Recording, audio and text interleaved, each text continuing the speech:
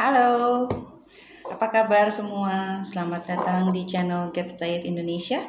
Saya Yunira Herja, I'm your Gaps Diet Practitioner. Hari ini saya berkesempatan ada waktu luang di antara sesi. Jadi saya pikir yuk kita baca pertanyaan-pertanyaan yang sudah masuk ke IG-nya Gaps Diet Indonesia. Oke. Sebelumnya saya mau mengundang Anda semua para Gaps Hero untuk subscribe. Jadi ada lonceng, diklik subscribe. Jadi lain kali kalau misalnya ada update video atau update cerita-cerita Gaps Hero, bisa langsung tahu dan bisa langsung nonton deh. Kalau misalnya para Gaps Hero juga mau mengajukan pertanyaan, tentunya pertanyaan yang singkat-singkat ya jawabannya ya. Kalau misalnya banyak-banyak, dijadwalkan konsul aja biar puas nanyanya gitu ya. Boleh nanti tulis di IG di komen, itu ada satu nanti saya post lagi deh untuk open question ya, atau di komen postingan ini juga boleh. Oke, terima kasih. Sebentar ya, saya cari dulu. Udah saya siapin sih tadi. Saya siapin. Oke, kita mulai. Pertanyaan pertama dari akun Instagram Hikmawati Mufidah. Oke, pertanyaannya, Bu, kalau mau treatment anak umur 2 tahun pakai Gaps Diet, tapi langsung full Gaps tanpa intro, apakah tetap bisa healing? Jadi begini, Ibu Mufidah mungkin ya panggilannya. Ketika menjalankan Gaps protokol, ada baiknya dilakukan assessment dulu. Jadi kalau misalnya sembarangan mau menjalankan full Gaps atau intro Gaps, bisa aja, bukan tidak bisa. Mau jalankan intro dulu boleh, full Gaps dulu boleh, tapi ada baiknya jika ibu mendapatkan assessment awal, biar bisa tahu dulu kondisi anak itu seperti apa dan saran yang terbaik untuk dia apa. Bukan dengan batasan anak saya umur berapa, harus mulainya di mana. Begitu ya Bu ya. Oke. Pertanyaan berikutnya dari Ibu Raskarida. Akun Instagram namanya Raskarida. Bu, bagaimana kita melihat protokol Gaps cocok atau tidak di anak kita? Cocok atau tidak? Ya lihat dari progresnya. Kalau misalnya kita sudah menjalankan, jadi kan ketika ibu memutuskan untuk memberikan atau menjalankan Gaps Diet, Gaps protokol ke anak ibu, pasti kan ibu ada alasannya, ibu ada keluhannya, anak saya begini.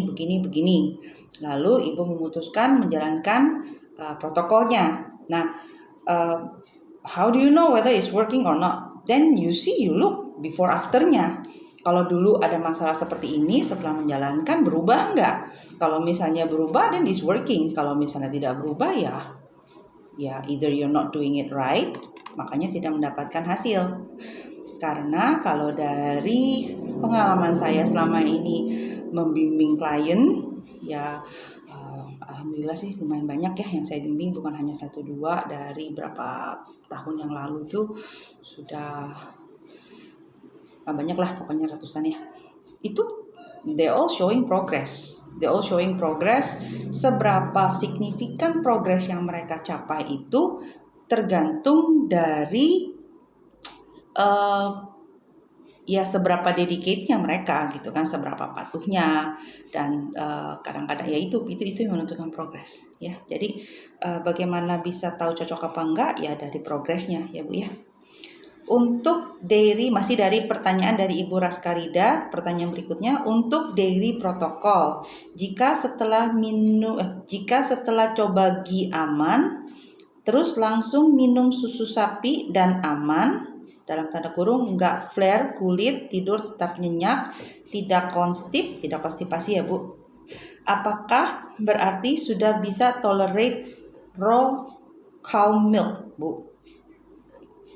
Nah, ini kan Ibu tadi tulisnya setelah coba GI aman, terus langsung minum susu sapi. Lah, ini susu sapinya susu sapi apa? Kalau misalnya susu sapinya sudah aman, jadi pertanyaannya apakah berarti sudah bisa tolerate raw cow milk? Ya kan tadi udah diminum setelah makan GI kan, setelah nyobain GI terus minum susu sapi apa?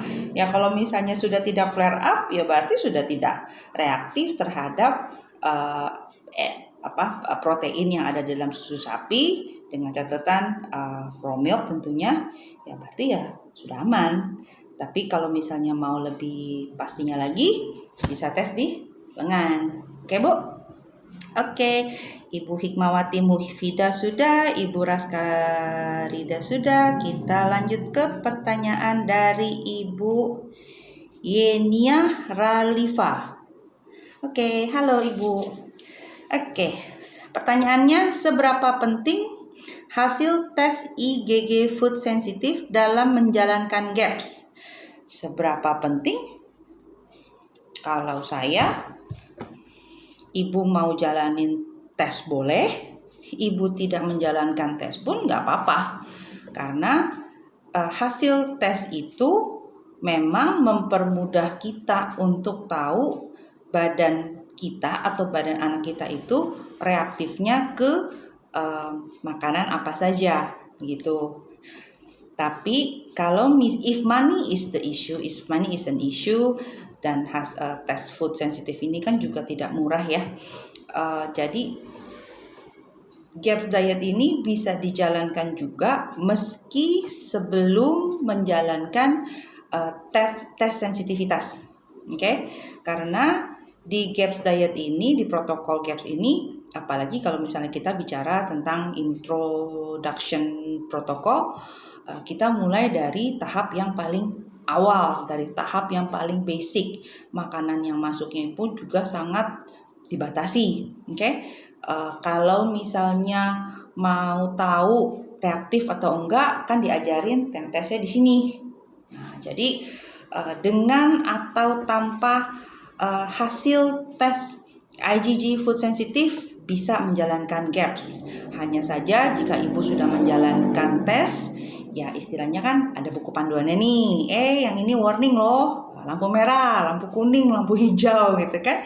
Tapi kalau misalnya tidak menjalankan tes pun, badan kita tahu kok kalau misalnya ada yang alergi, dia pasti akan kasih sign, dia flare up, dia die off, dia segala macam. Dan kita dibekali sama Dokter Natasha untuk cara mengetes sensitivitas kita terhadap suatu produk itu dengan tes tangan. Oke Bu? Oke, pertanyaan berikutnya masih dari Ibu Yenia Ravalia. Bagaimana jika kita tinggal di negara orang dan kesulitan untuk mendapatkan segala yang organik, dalam tanda kurung, karena terkendala label halal? Bagaimana ya? Yang jelas ya Ibu punya PR buat cari dulu supplier makanan yang bisa dipercaya di tempat Ibu tinggal. Oke? Go organic when possible. Oke, whenever possible, go organic. Dapatkan sumber makanan yang terbaik yang bisa Ibu dapatkan. Kalau misalnya Ibu tanya saya bagaimana caranya, ya Google pakai bahasa Inggris. Saya rasa itu sangat general ya, bisa tahu. Atau Ibu bisa cari kelompok-kelompok yang melaksanakan GAPS diet di sekitar Ibu, di negara yang Ibu tinggal. GAPS practitioner bukan hanya ada di Indonesia, tapi sekarang sudah ada di seluruh dunia. Jadi saya yakin Ibu akan bisa mendapatkan support group untuk menjalankan GAPS diet di negara yang Ibu tinggali. Baik Ibu? Oke, kita lanjut. Ada pertanyaan mana lagi? Oh, ada nih. Dari akun Fanny Pu 76.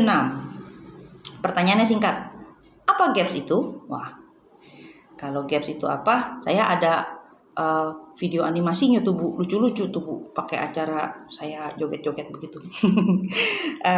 Gaps itu ya gut and psychology syndrome atau gut and physiology syndrome. Itu adalah apa ya? Cara singkatnya itu adalah korelasi antara perut dengan badan dan perut dengan daya kerja otak, konsentrasi, daya pikir dan sebagainya.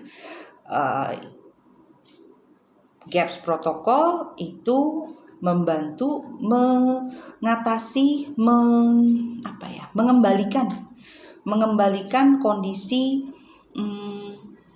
saluran pencernaan ke kondisi yang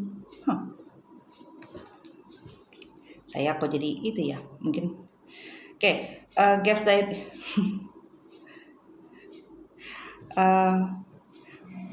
Saya ulang ya. Jadi ada pertanyaan dari Vanipo 76, apa GAPS itu? GAPS itu adalah gut and physiology syndrome atau gaps and psychology syndrome. Untuk pertanyaan ini saya mengundang Ibu Vanipo 76 untuk membuka website www.gapsdietindonesia.com dan mencari tahu lebih lanjut, lebih banyak informasi tentang apa itu GAPS protokol. Demikian sesi tanya jawab kali ini. Saya terima kasih untuk setiap pertanyaan yang telah diajukan ke saya. Semoga jawaban saya bisa membantu. Untuk Anda yang ingin mengajukan pertanyaan lebih lanjut, bisa jawab mencantumkannya di komen. Nanti kapan waktu akan saya kumpulin lagi, saya jawab lagi. Terima kasih atas banyak perhatiannya. Sampai jumpa di episode berikutnya. Bye.